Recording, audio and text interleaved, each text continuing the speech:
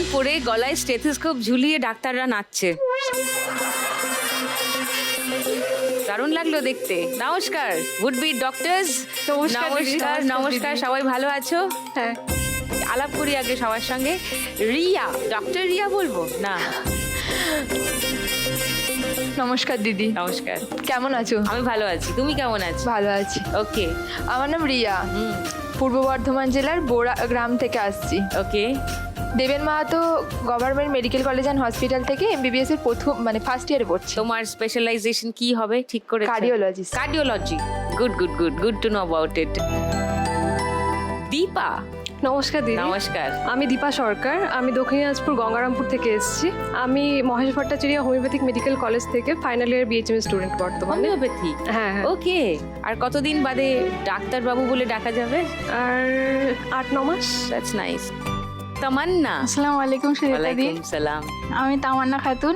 আমি এসেছি মুর্শিদাবাদ জেলার সাগরপাড়া থানার অন্তর্গত লালকুপ গ্রাম থেকে। আর আমি মুর্শিদাবাদ মেডিকেল কলেজ অ্যান্ড হসপিটালের ফার্স্ট ইয়ার এমবিবিএস স্টুডেন্ট। কোন স্ট্রিমে যেতে চাও? গাইনোকোলজিস্ট। গাইনোকোলজি কেন?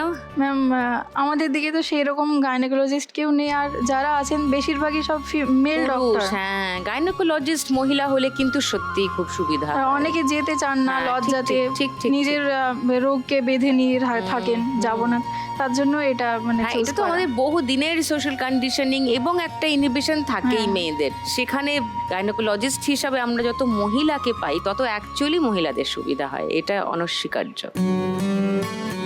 এবার নিবেদিতা। নমস্কার সুদীপ্তা দি। নমস্কার। আমি নিবেদিতা সি। আমি দক্ষিণ 24 পরগনা জেলার পাথর প্রতিমা থানার অন্তর্গত ব্রজবল্লভপুর গ্রাম থেকে এসেছি। আচ্ছা। বর্তমানে আমি কোচবিহারে Maharaja Jitendra Narayan medical college and হসপিটালে প্রথম বর্ষের এমবিবিএস স্টুডেন্ট। তোমার স্পেশালাইজেশন কি থাকবে? আমি নিউরোলজিস্ট হতে চাই। কার্ডিওলজিস্ট পেয়েছি, হোমিওপ্যাথি ডক্টর পেলাম, গাইনোকোলজিস্ট হতে চলেছেন একজন নিউরো সার্জন হতে চলেছেন। ওয়াও। তাহলে খেলা শুরু করি, আরো গল্প করব, তোমাদের পড়াশোনা, তোমাদের প্রস্তুতি সব নিয়ে গল্প করব। শুরু করি ফার্স্ট রাউন্ডে আজকের খেলা, টাকার খনি।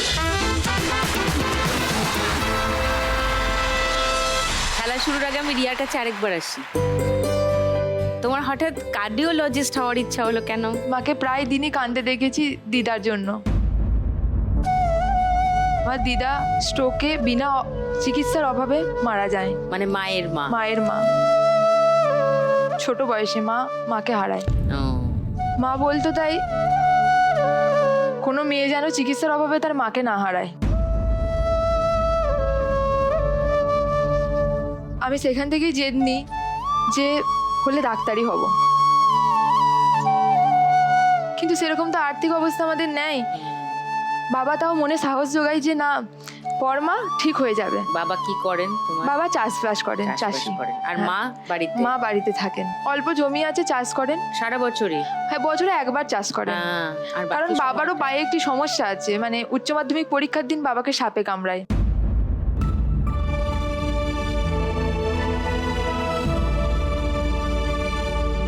তো সেই অবস্থাতে পরীক্ষা দিয়ে আসি। হ্যাঁ। সেইখান থেকে আমি জেদ নিই এবং বাবাও মনে সাহস দেয় যে পর সব জোগাড় হয়ে যাবে। উচ্চ মাধ্যমিক পরীক্ষা হয়, তারপর নিটের জার্নি শুরু হয়। 2022-তে কিছু স্কোরের জন্য সিলেকশন হয়নি। তারপর 2024-এ পেপার লিক হয়। তো যেই নাম্বারে সিলেকশন হয়ে যায় সেই নাম্বারে আমার মানে সিলেকশন হয়নি, অনেকটা উঁচু কাট অফ উঠেছিল সে বছর। হাল ছেড়েই দিয়েছিলাম। বাবা মা সবাই মনের জোর জোগায় এবং আমার মনের মধ্যেও জেদটা ছিল মায়ের জন্য। শেষ দিয়ে 2025-এ সিলেকশন হয়। সিলেকশন হওয়ার পরেও বাবা হয় যে অ্যাডমিশন প্রসেস, এগুলোই কি করে টাকা জোগাড় করা হবে, ডাক্তারি পড়তে তো অনেক খরচ। তো বাবা ভেবেছিল জমি বিক্রি করে দেবে, লোন নেওয়ার কথাও ভেবেছিল, এধার ওধার থেকে টাকা ধার করছিল। তো কিন্তু লাস্টে অবশেষে ভগবানের কৃপায় একজন চেনা জানায় একজন জেঠু বলে তোর মেয়েকে পড়া, আমি খরচা দেবো। তিনি আমাকে অ্যাডমিশন করায় এমবিবিএসে। মাঝে একটি ঘটনা আছে, আমার দাদুর রাত্রিবেলায় কার্ডিয়াক অ্যারেস্ট হয় রাত 2টোর সময়।